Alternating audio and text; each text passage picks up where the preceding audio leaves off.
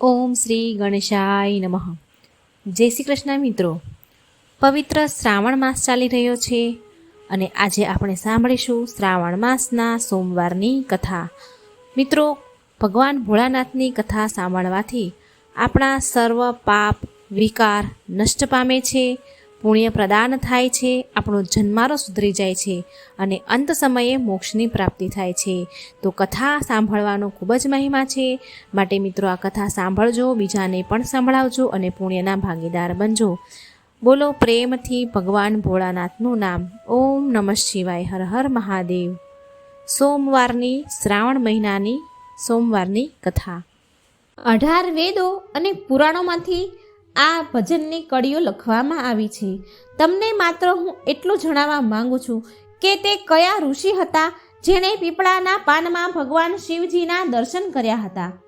પૂરી વાર્તા સાંભળવા માટે વિડીયો અંત સુધી સાંભળજો. મિત્રો, કોઈ પણ ભગવાનની કથા હોય, કોઈ પણ ભગવાન વિશે કથા હોય, કોઈ પણ દેવની હોય તો એને ક્યારેય અધૂરી ન મૂકવી જોઈએ, એને પૂરી જ સાંભળવી જોઈએ. અને આ વાતનું વર્ણન સત્યનારાયણની કથા પણ થયેલું છે, માટે આ ભગવાન વિશ્વનાથની કથા પૂરી સાંભળજો. અને આ એક સત્ય વાર્તા છે.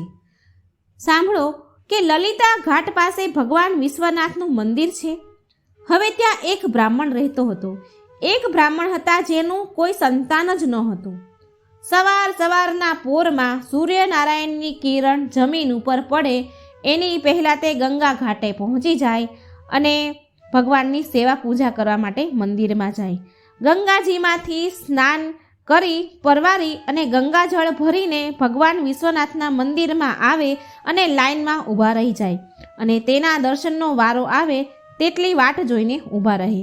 અને જ્યારે તેમનો વારો આવે એટલે ભગવાનની શિવલિંગ પર જળ ચડાવે, ગંગા જળ ચડાવે અને પૂજા અર્ચના કરે અને માત્ર એક જ પ્રાર્થના કરે કે હે પ્રભુ, હું વર્ષોથી તમારા મંદિરે આવું છું, તમારી સેવા પૂજા કરું છું. હે પ્રભુ, મારી ઝોળી ભરી દો. ભગવાન, મારી પ્રાર્થના સાંભળો, મારા અરમાન પૂરા કરો.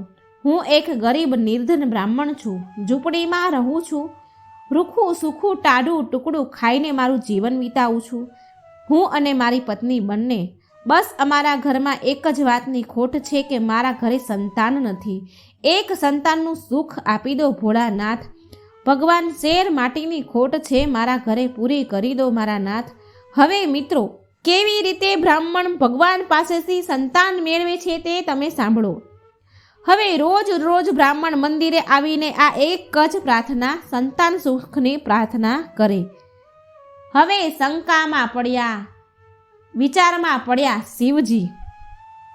ભગવાન શંકર વિચારે છે, કહે છે કે આ ભક્તનું હું શું કરું, શું કહું એને, કે આ ભક્ત જો મારી પાસે રૂપિયા પૈસા ધન દોલત માંગત ને તો હું પૂરી પણ કરી દેત, હું પણ એને આપી પણ દેત, પણ હું આને સંતાનનું સુખ કેવી રીતે આપું?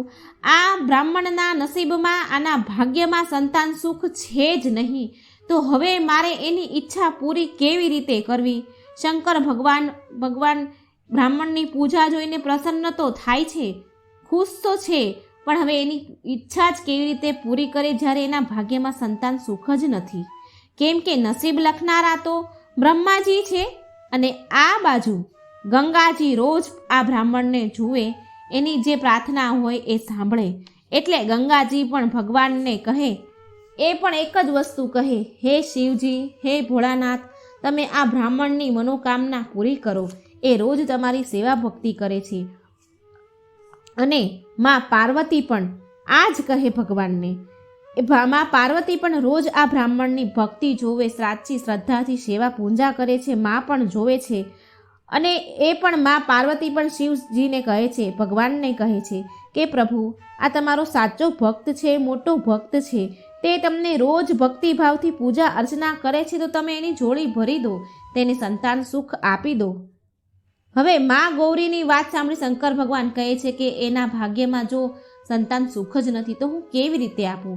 પણ છતાં પણ માં પાર્વતી માનતા નથી અને ભગવાનને આરાધના કર્યા જ કરે કે તમે એને સુખ, સંતાન સુખ આપો.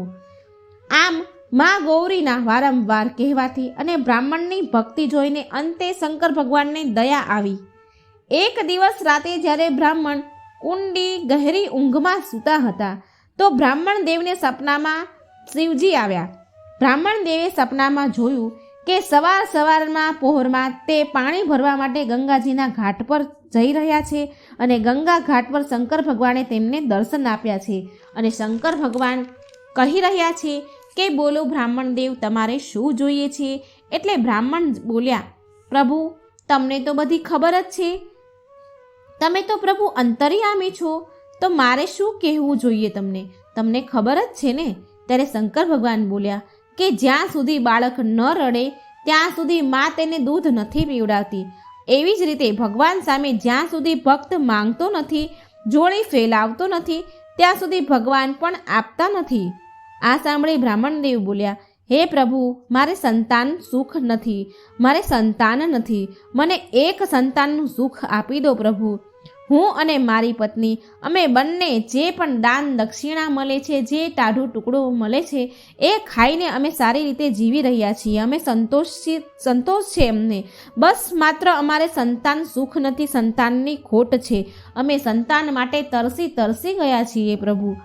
ભગવાને બ્રાહ્મણને કહ્યું કે હું તારી ઈચ્છા જરૂર પૂરી કરીશ, પણ તું મને એક વાત કહે. હું તને 2 વિકલ્પ આપું છું. અને ભગવાન પૂછે છે કે સારું, હું તારી ઈચ્છા પૂરી કરું છું, તારે કેવી રીતનો પુત્ર જોઈએ? લાંબી આયુનો પુત્ર જોઈએ કે ઓછી આયુનો પુત્ર જોઈએ? એટલે બ્રાહ્મણ દેવ બોલ્યા, વિચારમાં પડી ગયા, અરે શંકર ભગવાન, આ શું કહી રહ્યા છો તમે? આ શું ચક્કર છે, લાંબી આયુ અને ઓછી આયુ?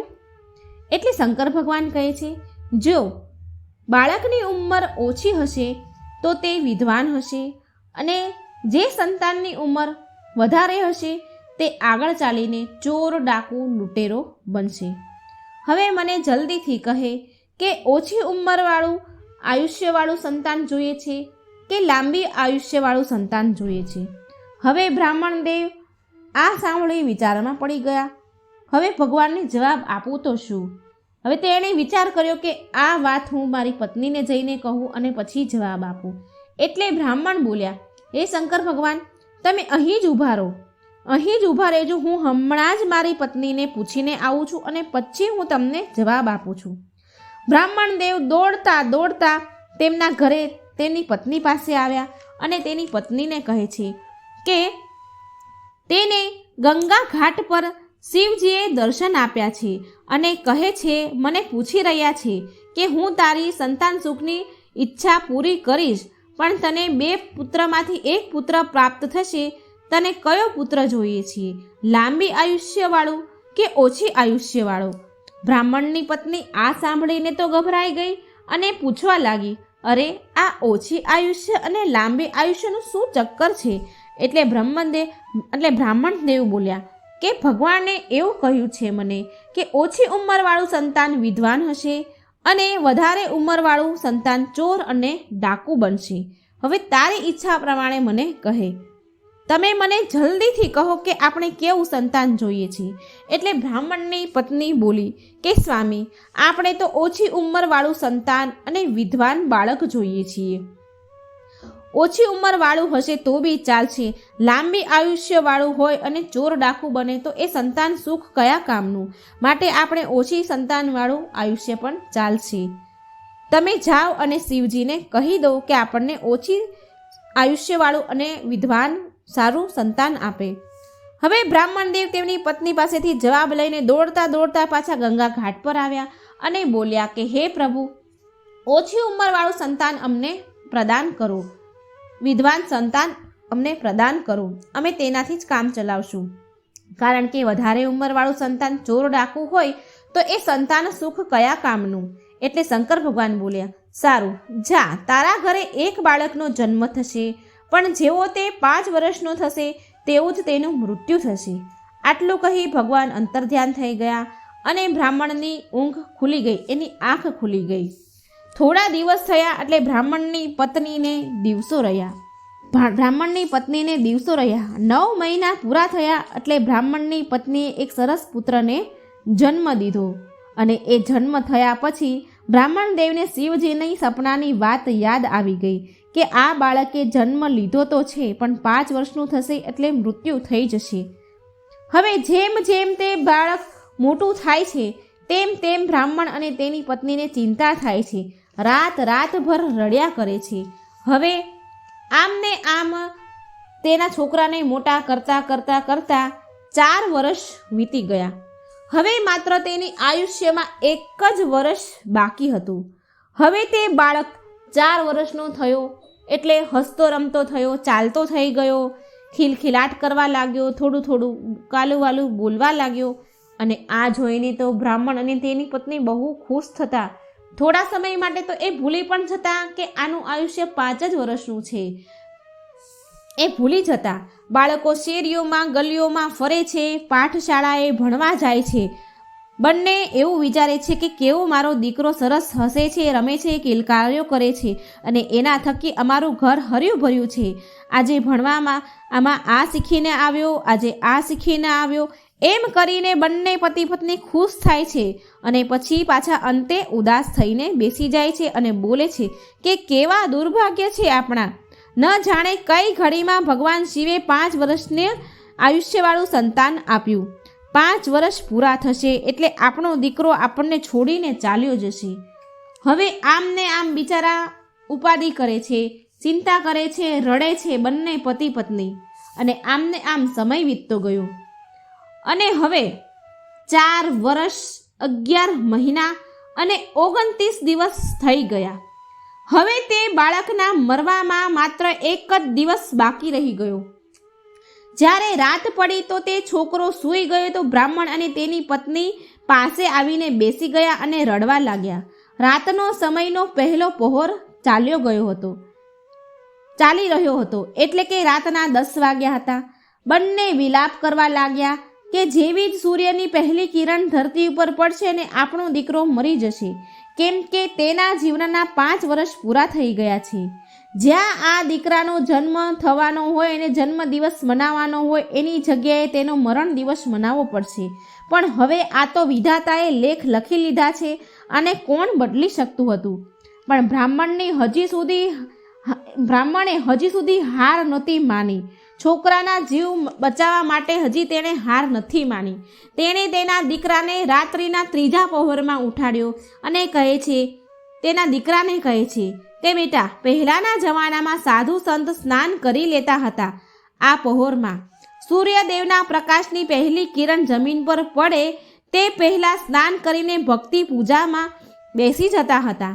બ્રાહ્મણે રાત્રિના 3જા પહોરમાં તેના દીકરાને જગાડ્યો અને કાશી વિશ્વનાથના મંદિરમાં ફાટક બંધ હતા. કાશી વિશ્વનાથના મંદિરમાં લઈ ગયા પણ ત્યાંનું દરવાજા બંધ હતા. તેણે કાશી મંદિરના વિશ્વનાથ મંદિરના બહારથી જ તેને દર્શન કરાવી દીધા અને પછી લઈ ગયા ગંગા ઘાટે. ગંગાજીના પાવન તટ પર જઈને બેસાડી દીધો તેના દીકરાને બ્રાહ્મણે. અને તેના બાળકને એવું કહ્યું કે અહીંથી જે કોઈ સાધુ સંત અહીં સ્નાન કરવા આવે તો તારે તેના ચરણને સ્પર્શ કરી અને આશીર્વાદ લેવા, એને પગે લાગજે. બસ હવે શું? સાધુ સંતો ધીરે ધીરે ગંગા ઘાટ પર સ્નાન કરવા આવવા લાગ્યા અને તે બાળક ધીરે ધીરે બધા જ સાધુ સંતોને પગે લાગે છે. બ્રાહ્મણ ત્યાં એ છોકરાથી થોડે દૂર ઊભા રહ્યા. બધા જ સાધુ સંતને બાળકને આશીર્વાદ આપે છે અને ત્યાંથી ચાલ્યા જાય છે. અને અચાનક તે બ્રાહ્મણે જોયું કે દૂરથી સપ્તઋષિઓ આવી રહ્યા હતા. અને સપ્તઋષિઓને જોઈને તે બ્રાહ્મણ ખુશ થયો. અને સપ્તઋષિઓમાં તો એ સમયે એટલી બધી શક્તિ હતી કે સપ્તઋષિઓ તપસ્યા કરીને ઘણી બધી શક્તિઓ મેળવી હોય છે. અને સપ્તઋષિઓ ભૂત, ભવિષ્ય અને વર્તમાન પણ જોઈ શકતા હતા. વરદાન આપે તો વરદાન પૂરું થઈ શકતું હતું અને ફળતું હતું. સપ્તઋષિઓને દૂરથી આવીને જોઈતા તે બ્રાહ્મણ પોતે એક ઝાડ પાછળ સંતાઈ ગયો. તેના દીકરાને પગે લાગવાનું કહ્યું અને ધીરે રહીને ઝાડ પાછળ સંતાઈ ગયો અને તેના બાળકને ઈશારો કર્યો જ્યારે સપ્તઋષિ આવ્યા એટલે. અને જ્યારે સપ્તઋષિઓ નજીક આવ્યા તો તે બાળક ઊભો થયો અને ત્યાંથી ઋષિઓના ચરણ સ્પર્શ કર્યા, પગે લાગ્યો. એટલે સપ્તઋષિઓએ બાળકને આશીર્વાદ આપ્યા આયુષ્યમાન ભવ, તારી ઉંમર લાંબી થાય. અને ઝાડ પાછળથી છુપાયેલો બ્રાહ્મણ દેવ બહાર નીકળ્યા. જેવા સપ્તઋષિએ આશીર્વાદ આપ્યા તેવો બ્રાહ્મણ બહાર નીકળે છે અને હસતા હસતા સપ્તઋષિઓને કહે છે તે બ્રાહ્મણ કે મહારાજ, તમે ઓળખ્યો આ એ જ બાળક છે જેની ઉંમર 5 વર્ષની હતી અને આ 5 વર્ષ પછી આજે મરવાનો હતો. આજે એનો છેલ્લો દિવસ છે. જેવી સૂર્યની કિરણ પડશે તેવું તેનું મૃત્યુ થશે. તમે આને આશીર્વાદ આપી આની ઉંમર લાંબી કરી દીધી છે. તમારું વરદાન ક્યારેય ખાલી નથી જતું. સપ્તઋષિઓએ વિચાર કર્યો કે અમે તો વરદાન આપી ચૂક્યા છીએ અને જો અમારું દીધેલું વરદાન પૂરું ન થાય તો દુનિયામાં અમને માનવાવાળું કોઈ ન હોય. લોકો એવું કહેશે કે સપ્તઋષિઓના વરદાન આપે તો છે પણ તે પૂરા નથી થતા. બ્રાહ્મણદેવ બોલ્યો, હવે હું આ બાળકને લઈને શું કરું? હવે એનું સવાર છતાં મૃત્યુ થશે તો? એટલે સપ્તઋષિઓ બોલ્યા કે તમારો દીકરો આજે સવારે મરવાનો છે તો થોડા સમય માટે આ બાળકને તમે અમને આપી દો.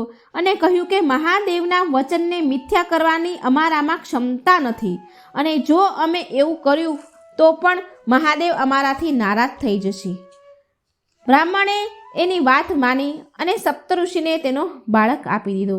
અને આમ સપ્તઋષિઓએ વિચાર કરે છે અને પછી કહે છે કે ચાલો આ બાળકને આપણે બ્રહ્માજી પાસે લઈ જઈએ અને પછી બ્રહ્માજી જાણે અને શંકર ભગવાન આપણે આ સમસ્યાનું હલ નીકાળવું જ પડશે. આપણે વરદાન આપી દીધું છે અને શંકર ભગવાનનું વરદાન પણ મિથ્યા ન થઈ શકે, માટે આનો ઉકેલ તો બ્રહ્માજી પાસે જઈને જ આવે ને. આમ કરીને સપ્તઋષિઓ તે બાળકને લઈને બ્રહ્માજી પાસે ગયા. જ્યારે બ્રહ્માજી પાસે આવ્યા તો તે બાળકને સપ્તઋષિએ કાનમાં કહ્યું ધીમેથી કે બેટા જા, પહેલાં છે એ બ્રહ્માજી છે, આ બ્રહ્માજી છે, તું ધીરે રહીને તેના ચરણ સ્પર્શ કરી આશીર્વાદ લે, પગે લાગજે. અને બ્રહ્માજી તે સમયે કોઈ અન્યનું ભવિષ્ય ભાગ્ય લખી રહ્યા હતા, કોઈનું નસીબ લખી રહ્યા હતા અને નસીબ લખવામાં વ્યસ્ત હતા. તેમનું ધ્યાન આ બાળક ઉપર ન હતું. હવે તે બાળક ધીરે ધીરે બ્રહ્માજી પાસે ગયો અને તેમના ચરણને હાથ લગાવીને એણે સ્પર્શ કરી અને એણે પગે લાગ્યો. બ્રહ્માજીએ કલમ રોકી દીધી અને તે બાળક સામે બરાબર તેમનું ધ્યાન નહોતું પણ બ્રહ્માજીએ એને આશીર્વાદ આપી દીધા. બ્રહ્માજી બોલ્યા, આયુષ્યમાન ભવ, તારી ઉંમર લાંબી થાય. આ સાંભળી સપ્તઋષિઓ બોલ્યા, ચાલો. બ્રહ્માજીએ પણ આયુષ્યમાનનો આશીર્વાદ આપી દીધો, લાંબી ઉંમરનો આશીર્વાદ આપી દીધો. આ સાંભળી બ્રહ્માજી બોલ્યા કે અરે, કેમ તમે સપ્તઋષિઓને કહે છે તમે કેમ આવું બોલી રહ્યા છો? આશીર્વાદ મેં આપ્યો છે તો? એટલે સપ્તઋષિઓએ કહ્યું, બધી જ ઘટના આ બાળકને લઈને કહી સંભળાઈ કે શિવજીએ 5 વર્ષની આયુષ્યનું વરદાન આપી અને આ બ્રાહ્મણને પુત્ર આપ્યો હતો. એના 5 વર્ષ પૂરા થાય છે અને આજે એનું મૃત્યુ છે. અને ઋષિઓ કહે છે કે તમે આને અખંડ આયુષ્યનું લાંબુ આયુષ્યનું વરદાન આપ્યું છે, તો હવે શું થશે? પરમપિતા, તમે તો બધાનું નસીબ લખો છો, તો હવે શું થશે? તમે બાળકને ઓળખી ના શક્યા અને પહેલાં તમે જોયા વગર જ આને આયુષ્યમાન ભવનું વરદાન આપી દીધું. હવે પરમપિતા, આ એ બાળક છે જેને ભગવાન શંકરે 5 વર્ષનું આયુષ્ય આપ્યું હતું. આજ સવાર પડતા જ આનું મૃત્યુ થવાનું છે. આ બાળકના પિતા બ્રાહ્મણદેવ અમને વરદાનમાં ફસાવી લીધો. અમે પણ આ બાળકને એવું વરદાન આપી દીધું આયુષ્યમાન ભવનું. હવે શંકર ભગવાનના વરદાનને ભંગ કરવાની ક્ષમતા તો આપણામાં છે નહીં, અમારા ઋષિઓમાં છે નહીં. આ બાળકને લઈને એટલે અમે તમારી પાસે આવ્યા છીએ આનું નિવારણ માટે. હવે તમે આ બાળકને આયુષ્યમાન ભવનું વરદાન આપી દીધું. પણ બ્રહ્માજી પણ મૂંઝવણમાં પડી ગયા. ઋષિઓની વાત સાંભળી એ બી મૂંઝાઈ ગયા. બ્રહ્માજી વિચારે છે કે હું શંકર ભગવાનના વચનને વરદાનને કેવી રીતે મિથ્યા કરી શકું? આ તો હું ન કરી શકું. અને પછી બ્રહ્માજીએ વિચાર કર્યો કે હું આ બાળકને લઈને વિષ્ણુ ભગવાન પાસે જાઉં અને આનો કોઈ ઉપાય બતાવશે. હવે બ્રહ્માજી અને સપ્તઋષિઓ બાળકને લઈને વિષ્ણુ ભગવાન પાસે ગયા. હવે તે સમયે વિષ્ણુ ભગવાન શયન કરી રહ્યા હતા. વિષ્ણુ ભગવાન યોગ નિંદ્રામાં હતા. જ્યારે ભગવાન યોગ નિંદ્રામાં હતા ત્યારે બ્રહ્માજીએ તે બાળકને ધીરે રહીને કહ્યું કે જા બેટા, આ વિષ્ણુ ભગવાન છે અને તેના ચરણ સ્પર્શ કરી લે, તેને પગે લાગી અને આશીર્વાદ લઈ લે. હવે તે બાળક ભગવાન વિષ્ણુ પાસે ગયા અને ધીરે રહીને ભગવાનના ચરણને સ્પર્શ કરી અને પગે લાગ્યો. ચરણ સ્પર્શ કરતાં જ ભગવાન યોગ નિંદ્રામાંથી જાગી ગયા. એમની યોગ નિંદ્રા ભંગ થઈ ગઈ.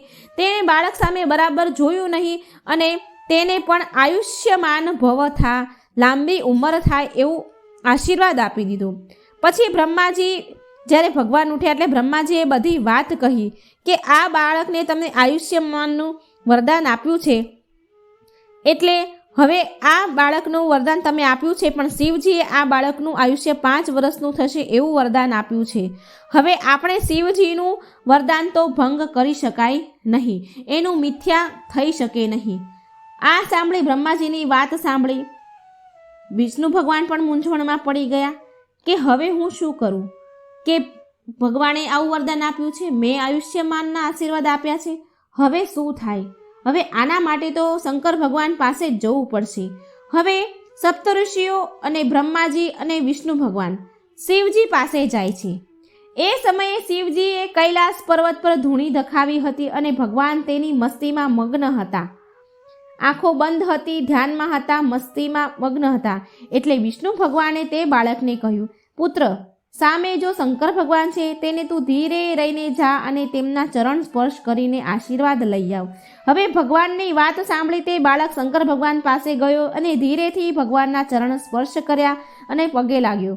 ભગવાનની આંખ ખુલી, ભગવાનને પ્રણામ કર્યા. એટલે ચરણ સ્પર્શ થતાં શિવજીની આંખ ખુલી અને ભગવાને તેના પર બરાબર ધ્યાન ન ગયું અને તેમણે પણ શંકર ભગવાને પણ આયુષ્યમાન ભવ થાય એવા આશીર્વાદ આપી દીધા, તારી લાંબી ઉંમર થાય એવા આશીર્વાદ આપી દીધા. ભગવાનના આયુષ્યમાનના આશીર્વાદ આપ્યા પછી બ્રહ્માજી અને વિષ્ણુજી ભગવાન બોલ્યા કે હે પ્રભુ, તમે આ બાળકને ઓળખ્યો નહીં, તમે આ બાળકને 5 વર્ષનું આયુષ્ય આપ્યું છે. કમસે કમ તમે આંખો ખોલીને ધ્યાનથી જુઓ કે આ એ જ બાળક છે જેને તમે 5 વર્ષનું આયુષ્ય આપ્યું છે. તમે જોયું નહીં અને બાળકને એમના જ આશીર્વાદ આપી દીધા. હવે પ્રભુ, તમારા જ આશીર્વાદ છે અને તમારા જ વરદાનથી 5 વર્ષની એની લાંબી ઉંમરનું વરદાન છે. હવે તમે આનું કોઈ નિવારણ કરો. શંકર ભગવાને આ બધી જ વાત વિષ્ણુ ભગવાનની અને બ્રહ્માજીની સાંભળી. એટલે શંકર ભગવાન કહે છે કે સપ્તઋષિઓને કહે છે કે આ બાળકને મારા મંદિરે લઈ જાઓ, કાશી વિશ્વનાથના મંદિરે લઈ જાઓ, ત્યાં બીલીપત્ર લઈને એને આપો અને બાળકના હાથે શિવલિંગ પર ચડાવો. એટલે સપ્તઋષિઓ તે બાળકને લઈને કાશી વિશ્વનાથના મંદિરે લઈને આવ્યા, બીલીપત્ર લઈને આવ્યા અને શિવલિંગ પર ચડાવવા માટે કહ્યું. હવે બાળક મંદિરમાં જાય છે અને શિવલિંગ પર બીલીપત્ર ચડાવે છે, ગંગાજળ ચડાવે છે. હવે તેવામાં તો સૂર્યદેવ ઉગે છે, એટલે સૂર્યની પહેલી કિરણ ધરતી ઉપર પડી અને યમરાજા તે બાળકના પ્રાણ હરવા માટે પહોંચી ગયા મંદિરમાં.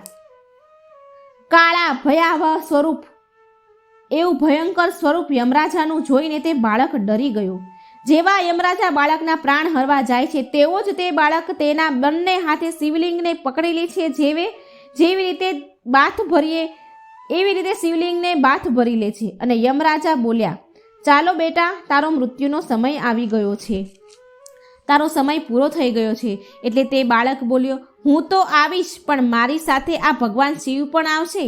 આ વાત સાંભળી આ વાત હજી ચાલી જ રહી હતી તેવામાં શંકર ભગવાન પ્રગટ થયા અને ત્યાં યમરાજાને બોલી ઉઠ્યા કે હે પ્રભુ, મારે આ બાળકનું મૃત્યુ હવે નજીક આવ્યું છે, એટલે હું એના પ્રાણ હરવા માટે આવ્યો છું. હવે હું એને લઈ જવા આવ્યો છું.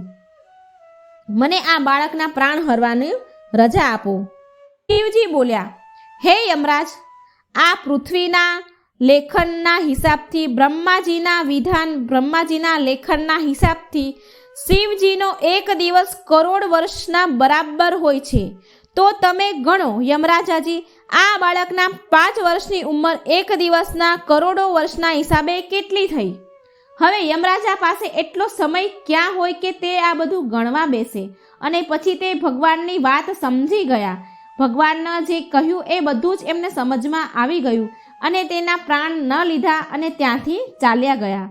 અને એ બાળકને લાંબુ આયુષ્ય મળી ગયું. આયુષ્યમાન ભવના આશીર્વાદ તે બાળકને ફળી ગયા અને મિત્રો આ બાળક બીજું કોઈ નહીં ઋષિ માર્કંડે હતા. મિત્રો પ્રયાગરાજમાં અકબરનો એક કિલ્લો છે, તેની અંદર એક અક્ષય વૃક્ષ છે. તે અક્ષય વૃક્ષમાં પીપળાના પાનમાં ભગવાન શિવ આ બાળકને દર્શન આપ્યા હતા અને તે બાળકે 18 વેદ પુરાણમાંથી એક પુરાણ વેદ પુરાણ લખ્યું હતું, જેણે સ્વયં મૃત્યુને પરાજિત કર્યું હતું અને તેમને પોતે માર્કંડે પુરાણની તેમણે પોતે રચના કરી હતી અને તેમના દ્વારા જ મહામૃત્યુંજયના મંત્રોના ઉચ્ચારણ કરવામાં આવ્યા હતા. ઋષિ માર્કંડે જ મહામૃત્યુંજય મંત્રનું નિર્માણ કર્યું હતું.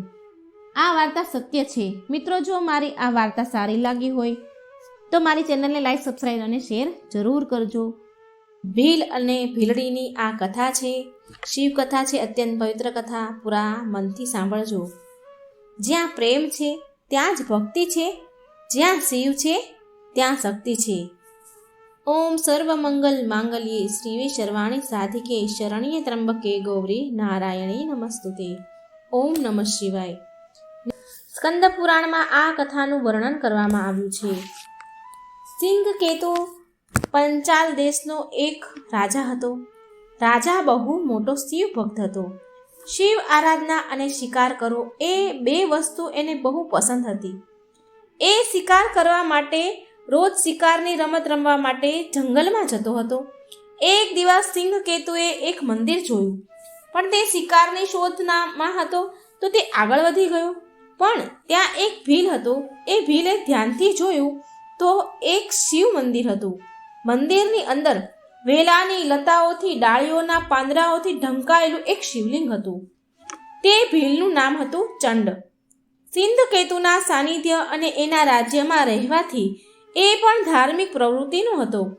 ચબૂતરા ઉપર સ્થાપિત શિવલિંગને જોકે તે લગભગ જમીનથી અલગ જ થઈ ગયું હતું, ઉખડી ગયેલું હતું થોડું ઘણું, અને એ ભીલે તેને પછી ઉખાડી લીધું અને ઉખાડીને એને લઈ લીધું. અને ચંડ રાજાને કહે છે કે હે મહારાજ, આ જંગલમાં નિર્જન સ્થાન પર આ શિવલિંગ પડ્યું હતું.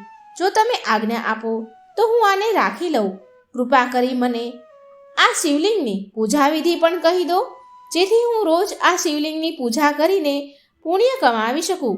રાજાએ કહ્યું કે હે ચંડ ભીલ, રોજ આ શિવલિંગને નવડાવીને આના ઉપર ફૂલ, બીલીપત્રો શણગાર કરજે. ફૂલ અને બીલીપત્રથી શણગારજે આ શિવલિંગને. અક્ષત ને મીઠા ફળ ચડાવજે. જય ભોલે શંકર બોલીને પૂજા કરજે અને ત્યાર પછી આ શિવલિંગને ધૂપ દીવા કરજે.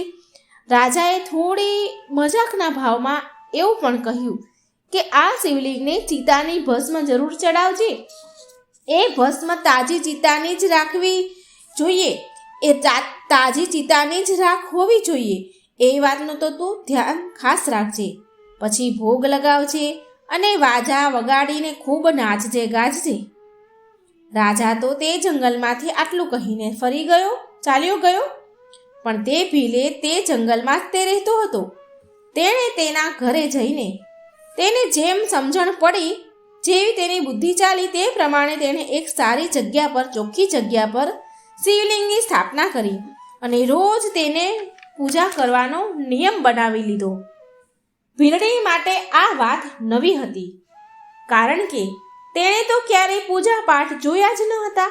ભીલની આવી રીતે પૂજા કરવાથી એવા સંસ્કાર જાગ્યા કે થોડા દિવસ બાદ તો તે પોતે, ભીલડી તો પૂજા કરતી ન હતી, પણ ભીલની સહાયતા, તેના પતિની સહાયતા જરૂર કરતી, સહાયતા કરવા લાગી. થોડા દિવસ વીત્યા તો ભીલની પૂજામાં તે રસ ધરાવા લાગી. તેને એ ભીલડીને પૂજા પસંદ આવવા લાગી. એને આ બધું ગમવા લાગ્યું.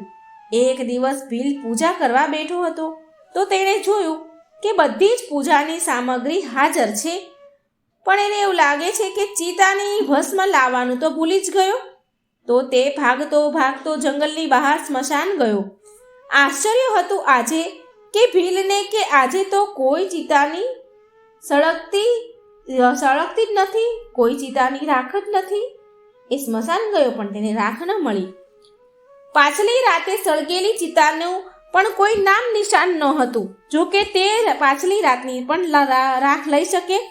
જોકે તે આગલી રાતે જ પાછલી રાતે જ તે ત્યાંથી સ્મશાનમાંથી તાજી ચિતાની રાખ લઈ ગયો હતો, પણ અત્યારે સવારે એને કોઈ ચિતાની રાખનું એને નામ નિશાન ન મળ્યું, એની ચિતાની રાખ જ ન મળી. હવે તે પાછો ભાગતો ભાગતો ઘરે આવ્યો. તેણે ભસ્મનો ડબ્બો ખોલ્યો, જેમાં તે ભસ્મ રાખતો હતો ચિતાની.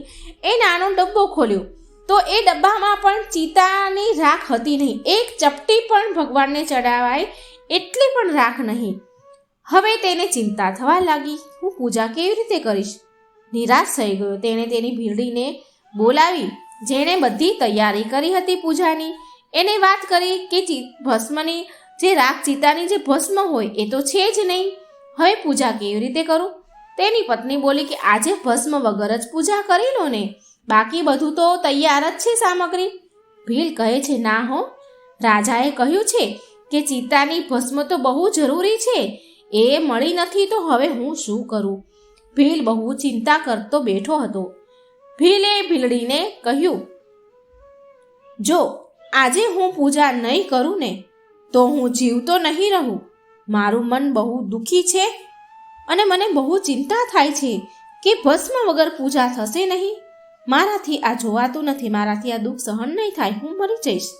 ભીલડીએ ભીલને આમ દુઃખી થતાં ખૂબ દુઃખી હતો, એટલે દુઃખી થતાં જોઈને ભીલડીએ ઉપાય બતાવ્યો કે આ ઘર બહુ જૂનું થઈ ગયું છે, હું આને સળગાવી દઉં આ ઘરને, અને હું આમાં સળગતા ઘરમાં બેસી જાઉં.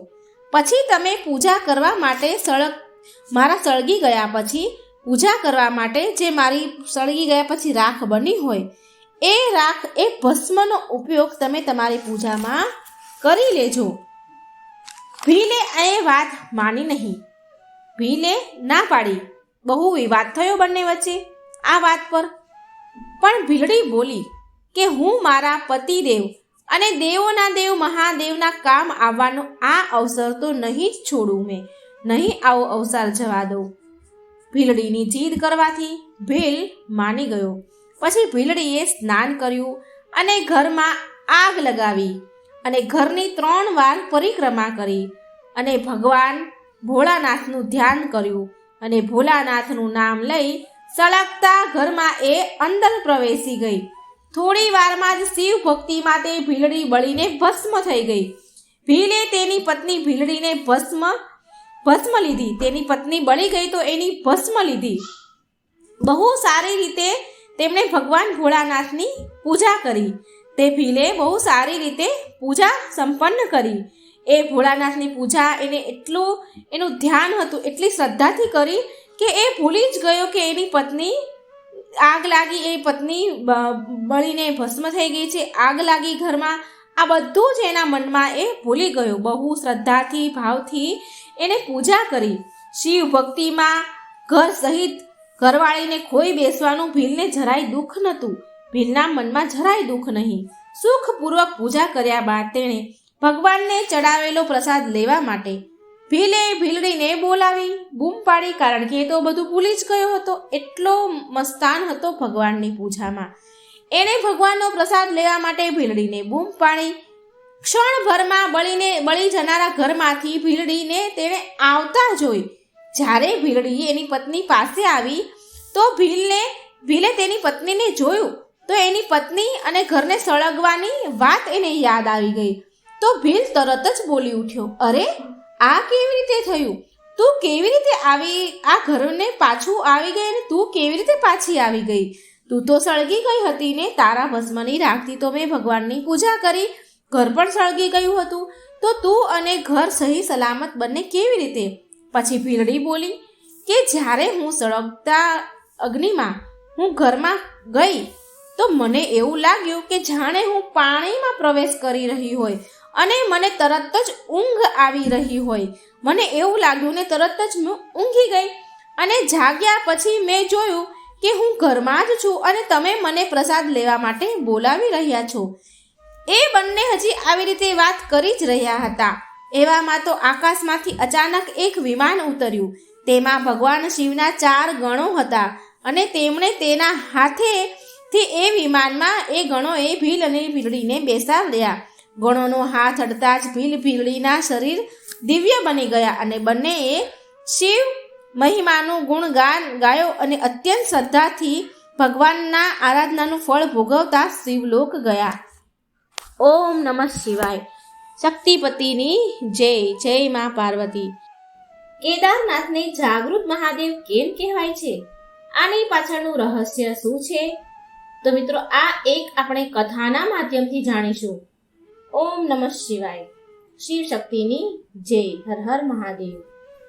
એકવાર એક શિવ ભક્ત તેના ગામથી કેદારનાથ ધામને યાત્રા કરવા નીકળ્યો હતો. પહેલાના સમયમાં તો બસ, ગાડી કે કોઈ સાધનની સુવિધા તો હતી નહીં, એટલે તે વ્યક્તિ ચાલતા ચાલતા યાત્રા કરવા માટે નીકળી ગયો.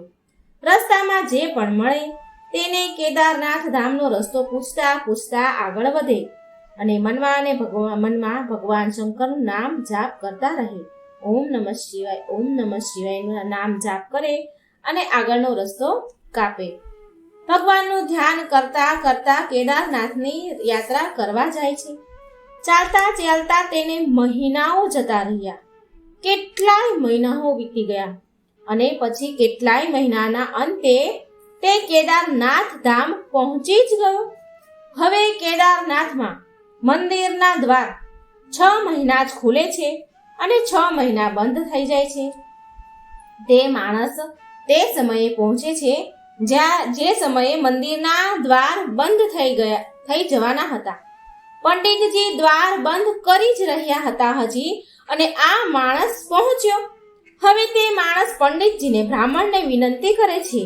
કહે છે કે એ બહુ દૂરથી આવ્યો છે. કેટલાય મહિનાથી ચાલીને યાત્રા કરીને અહીં સુધી પહોંચ્યો છું. તેણે પંડિતજીને ઘણી પ્રાર્થના કરી કે કૃપા કરીને મંદિરના દરવાજા ખોલો, એકવાર પ્રભુના દર્શન કરવા દો. પણ ત્યાંનો તો નિયમ જ છે કે એકવાર દરવાજો બંધ થઈ ગયો તો પછી બંધ. નિયમ તો નિયમ જ હોય.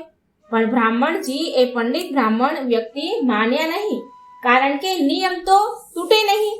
ત્યાંના જે પૂજારી હોય, જે કેદારનાથ મંદિરના, એ માન્યા નહીં. આ વ્યક્તિએ ઘણી વિનંતી કરી પણ દ્વાર એમણે ખોલ્યા નહીં.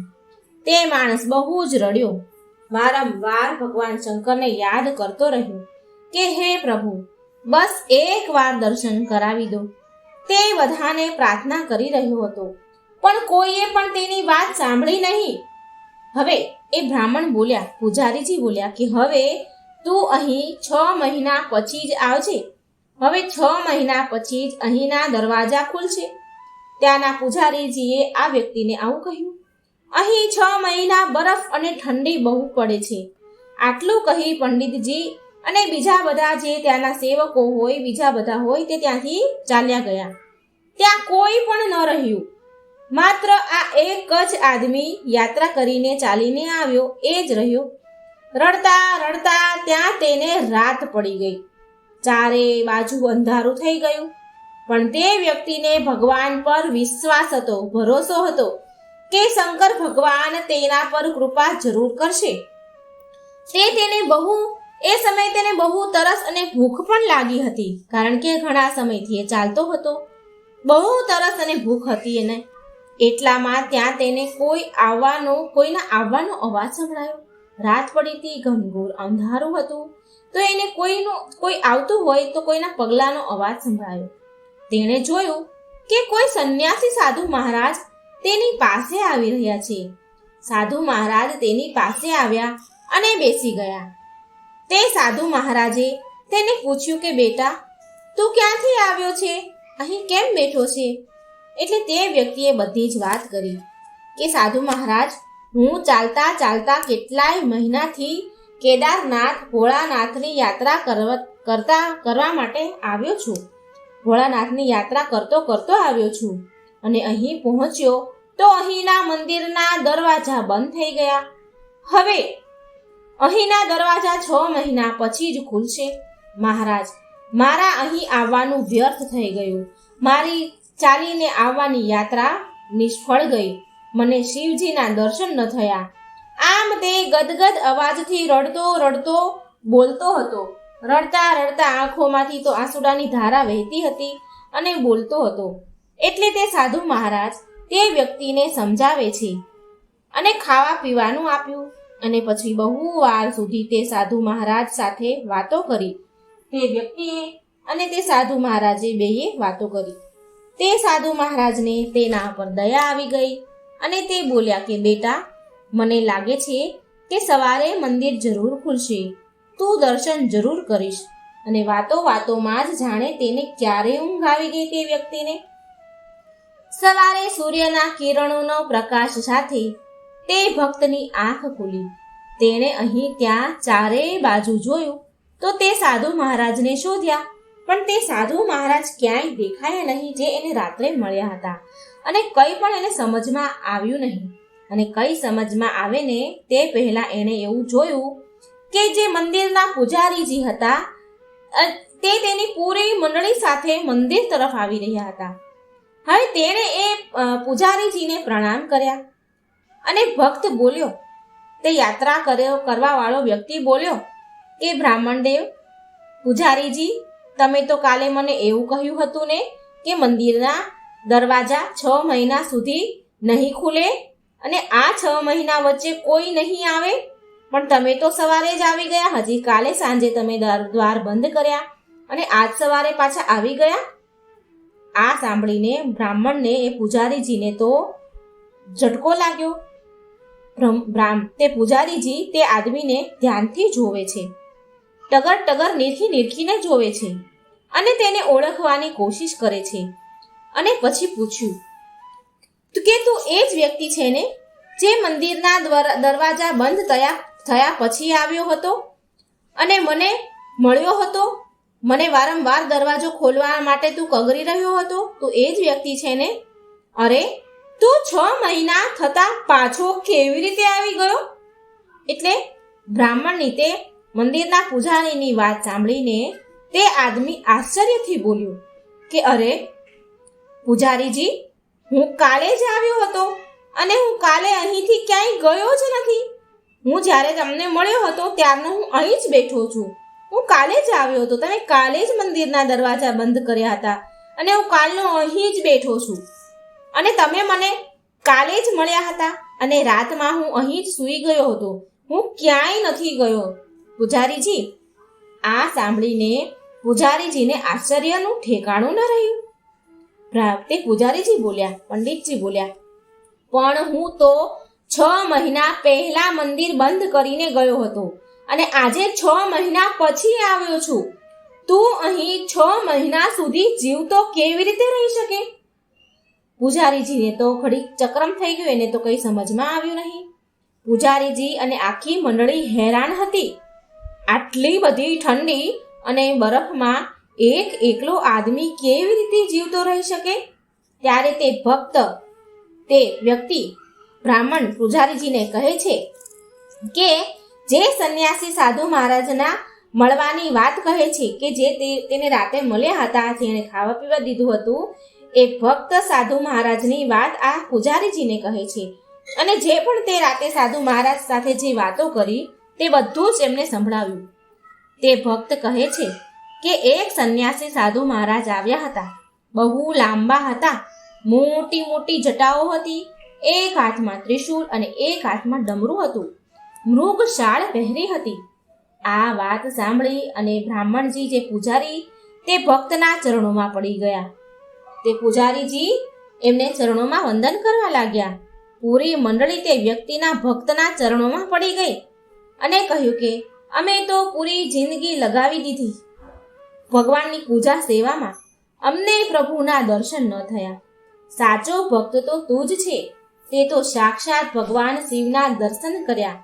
ભગવાન શંકરે તેમની યોગ માયાથી તારા 6 મહિનાના દિવસ એક રાતમાં પરિવર્તન કરી દીધું, કાળચક્રને નાનું બનાવી દીધું. આ બધું તારું પવિત્ર મન અને તારી સાચી ભક્તિ અને વિશ્વાસના કારણે થયું છે. તારી ભક્તિને પ્રણામ હો. તો મિત્રો, આ હતી કેદારનાથના જાગૃત મહાદેવ કેમ કહેવાય છે. ભગવાનને કેટલી શ્રદ્ધા અને વિશ્વાસ હોય કે ભગવાન આપણું કામ કરે. ચોખ્ખું મન, પવિત્ર મન હોય તો ભગવાન આપણી પાસે જરૂર આવે છે. તો તમે સાંભળી હશે સરસ મજાની વાર્તા. હું આશા રાખું છું તમને આ વાર્તા ગમી હશે. વિડીયોને લાઈક અને શેર જરૂર કરજો. જય શ્રી કૃષ્ણ. રાધે રાધે. Thank you.